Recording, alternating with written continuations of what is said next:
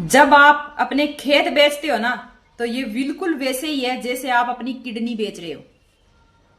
आपको लगता है कि उस समय आपको पैसे मिल गए और आपने जाके फॉर्च्यूनर खरीद ली, बोलेरो खरीद ली, स्कॉर्पियो खरीद ली, या सोफा, बेड, एलसीडी या कोई घर खरीद लिया।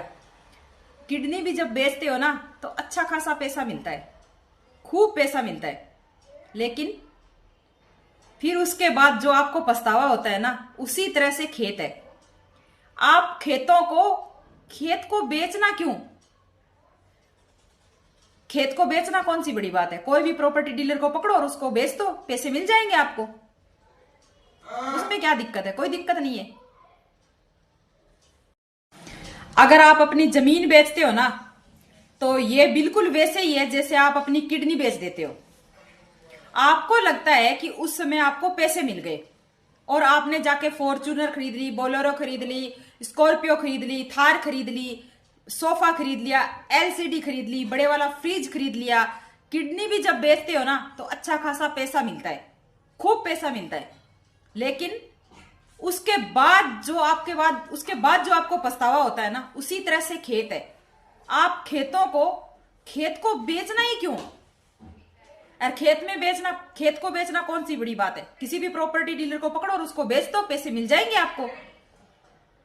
आजकल आप देखते हो कि रोड साइड लोग ज्यादातर खेत बेच देते हैं, या जहां बिल्डिंगें बन रही है वहां कॉलोनियां कट जाती है, सब खेत खत्म, वहां बिल्डिंगें बन जाएगी। क्यों? वैसे ही है। तो खेतों को बचा के रखिए। जिसके पास खेत है ना, वही आज के टाइम में महाराजा राजा है। लाइफ के साथ लाइफ स्टाइल भी है। अच्छी स्वादिष्ट अपनी सब्जियां, अपना घर का गेहूं, आपको पता तो है आपने उगाया क्या है।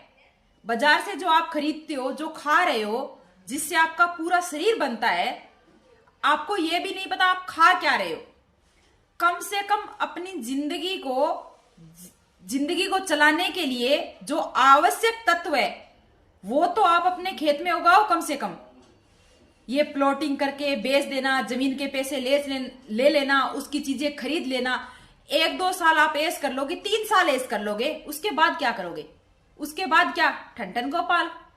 जमीन होगी तो उसकी अलग सिक्योरिटी होती है, एक अलग आपके पास पावर होती है, एक अलग आनंद होता है उसका। जमीन कभी मत बेचो। जब आप अपना खेत बेचते हो, तो ये सोचो आपने अपना जमीर भी बेच दिया एक तरह से। तो प्लीज